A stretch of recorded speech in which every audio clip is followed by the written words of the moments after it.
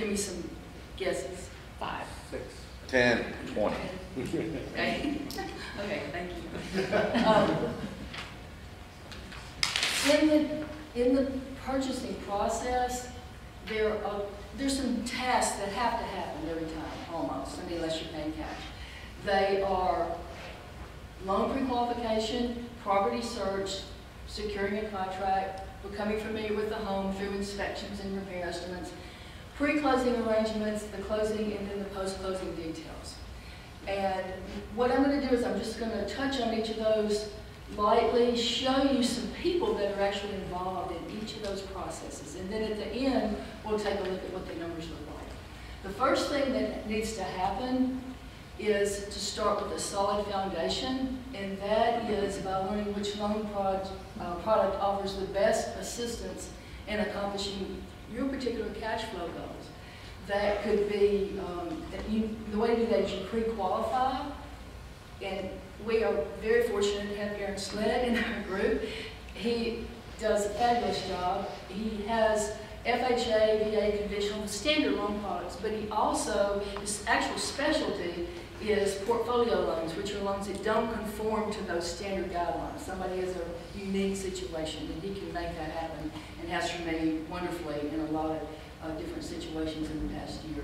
Some of the people that are involved in the loan pre-qualification process and the loan process, and I won't hit on all of them, but the loan originator, which would be Aaron, the IRS is actually involved in the process. The credit agencies, flood certification companies, an appraiser to verify the value of the property, the loan company that services the loan. Most of the time, now, the loan originator company does not actually take care of the loan over the 15 or 30 years that you have the loan. There's a whole other company that does that. And then there's the mortgage company closing department. The property search. In this process, most of the time the agent and the homeowners kind of take the lead. It's real important to have clear, accurate, customized, in-depth, moment-to-moment property searches and automatic notifications. In the Germantown area and the Carville area right now, if a good property comes on the market, it won't be around for 24 hours sometimes.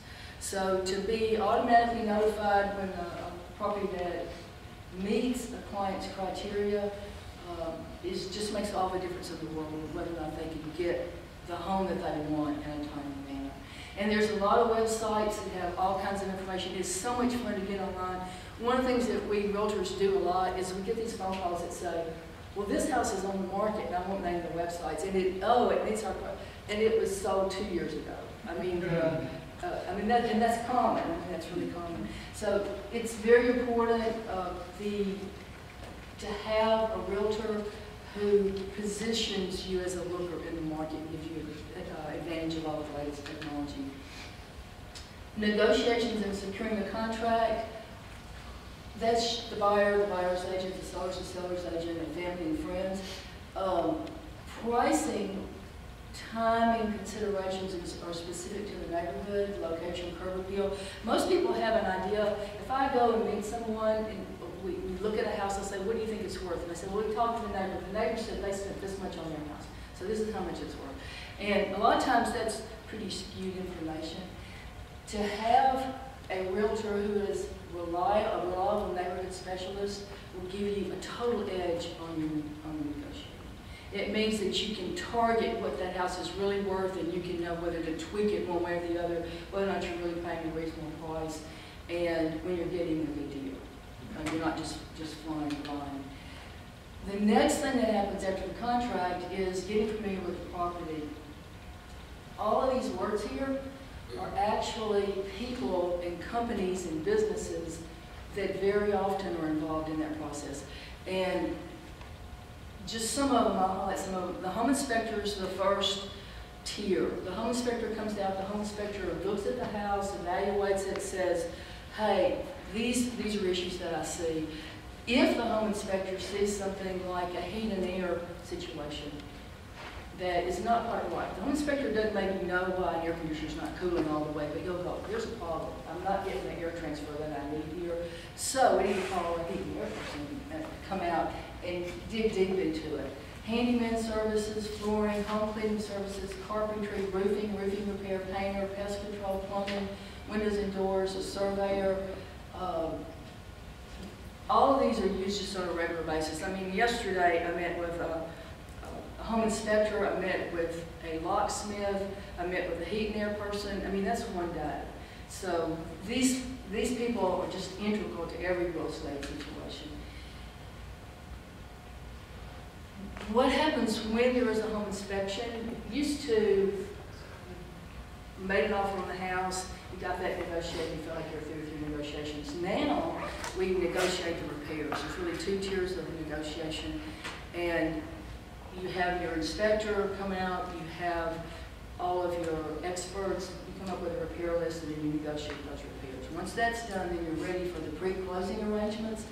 And these are things that have to be taken care of and in position before we actually go to the closing table.